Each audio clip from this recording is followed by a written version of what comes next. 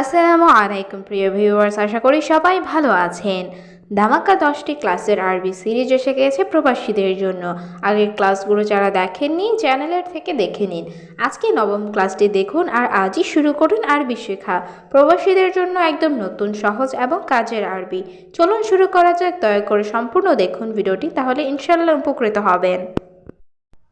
ঝগড়া করা ভালো না, এই বাক্যটির আরবি অর্থ হবে জিনজাল মাফি কয়েস। এখানে জিনজাল অর্থ ঝগড়া, কয়েস অর্থ ভালো, মাফি কয়েস অর্থ ভালো না। জিনজাল মাফি কয়েস, ঝগড়া করা ভালো না। ঝগড়া করো না, এই বাক্যটির আরবি অর্থ হবে মাফি জিনজাল।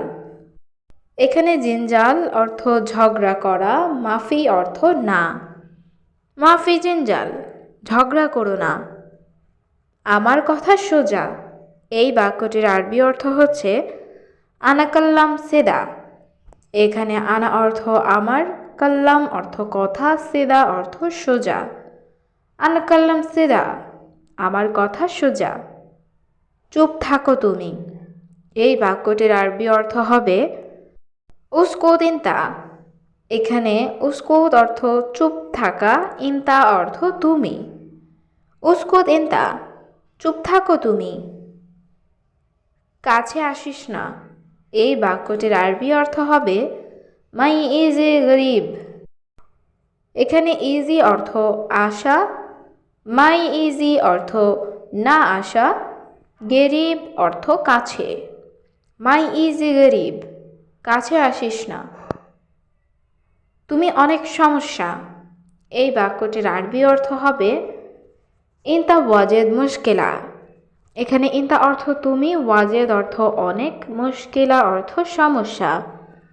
ইনতা ওয়াজেদ মুশকিলা, তুমি অনেক সমস্যা। আমি দুর্বল, আমি অসুস্থ, এই বাক্যটির আরবি অর্থ হবে আনা তাবান আনা মারিদ। এখানে আনা অর্থ আমি, তাবান অর্থ দুর্বল, মারিদ অর্থ অসুস্থ।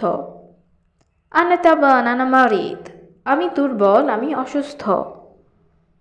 অবশ্যই ঔষধ লাগবে, এই বাক্যটির আরবি অর্থ হচ্ছে আবগা দাওয়া লাজিম।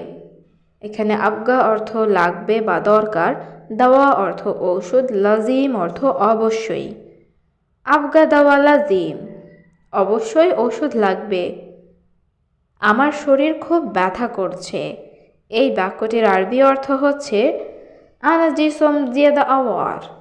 এখানে আনা অর্থ আমার, জিসম অর্থ শরীর, জিয়াদা অর্থ খুব, আওয়ার অর্থ ব্যথা। আনা জিসম জিয়াদা আওয়ার, আমার শরীর খুব ব্যথা করছে। আমি একটু এখানে বসি, এই বাক্যটির আরবি অর্থ হবে আনা শোয়া ইজলিশ হেনা।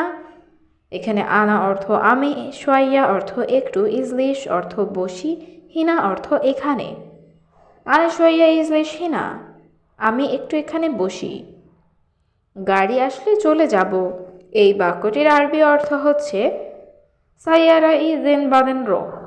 এখানে সাইয়ারা অর্থ গাড়ি, ইজি অর্থ আসলে, বাদেন অর্থ পরে, রোহ অর্থ যাওয়া। সাইয়ারা ইজে বাদেন রোহ, গাড়ি আসলে চলে যাব। তুমি কোথায় কাজ করো, এই বাক্যটির আরবি অর্থ হবে দ্য ওয়েন সুগল। এখানে ইন দ্য অর্থ তুমি, ওয়েন অর্থ কোথায়, সুগল অর্থ কাজ করা। ইন দ্য ওয়েন সুগল, তুমি কোথায় কাজ করো। তুমি খাও নাই, এই বাক্যটির আরবি অর্থ হবে ইন দ্য মাফি আক্কেল। এখানে ইন দ্য অর্থ তুমি, আক্কেল অর্থ খাওয়া, মাফি অর্থ নাই। ইন দ্য মাফি আক্কেল, তুমি খাও নাই।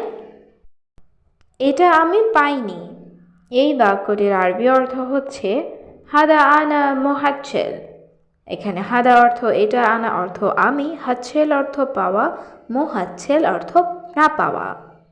হাদা আনা মোহাচ্ছেল, এটা আমি পাইনি। আমি এখন যাব না, এই বাক্যটির আরবি অর্থ হবে আনা মাফিরো আলহিন। এখানে আনা অর্থ আমি, মাফিরো অর্থ যাব না, আলহিন অর্থ এখন। আনা মাফিরো আলহিন, আমি এখন যাব না। আমি আগামীকাল যাব, এই বাক্যটির আরবি অর্থ হবে আনা রো বুকরা। এখানে আনা অর্থ আমি, রোহ অর্থ যাব, বুকরা অর্থ আগামীকাল। আনা রো বুকরা, আমি আগামীকাল যাব। আমি তাকে বলেছি। এই বাক্যটির আরবি অর্থ হবে আনা কাল্লাম হুয়া। এখানে আনা অর্থ আমি, কাল্লাম অর্থ বলা, হুয়া অর্থ সে বা তাকে। আনা কাল্লাম হুয়া, আমি তাকে বলেছি, সে আমাকে বলে নাই। এই বাক্যটির আরবি অর্থ হবে হুয়া মোকাল্লামানা। এখানে হুয়া অর্থ সে, মোকাল্লাম অর্থ বলে নাই, আনা অর্থ আমাকে। হুয়া মোকাল্লামানা, সে আমাকে বলে নাই। সত্যি আমি শুনেছি। এই বাক্যটির আরবি অর্থ হবে ওয়াল্লাহি আনা ইসমা। এখানে ওয়াল্লাহি অর্থ সত্যি, আনা অর্থ আমি, ইসমা অর্থ শোনা। ওয়াল্লাহি আনা ইসমা, সত্যি আমি শুনেছি। আমি শুনিনি কি বলেছে। এই বাক্যটির আরবি অর্থ হবে আনা মা ইসমা এশকাল্লাম। এখানে আনা অর্থ আমি, মা ইসমা অর্থ শুনিনি, এশকাল্লাম অর্থ কি বলেছে। আনা মা ইসমা এশকাল্লাম, আমি শুনিনি কি বলেছে। কেন ঘুমাচ্ছ? এটা তোমার বাসা? এই বাক্যটির আরবি অর্থ হবে ল্যাশ নোম হাদা বেতিনতা। এখানে ল্যাশ অর্থ কেন, নোম অর্থ ঘুমানো, হাদা অর্থ এটা, বেত অর্থ বাসা, ইন্তা অর্থ তোমার। ল্যাশ নোম হাদা বেতিনতা, কেন ঘুমাচ্ছ? এটা তোমার বাসা? কাজে যাও পরে ঘুম। এই বাক্যটির আরবি অর্থ হবে রোহ সকল বাদের নুম। এখানে রোহ অর্থ যাও, সুগল অর্থ কাজে, বাদেন অর্থ পরে, নুম অর্থ ঘুম। রোহ সকল বাদের নুম, কাজে যাও পরে ঘুম। বস 1 মাস শেষ।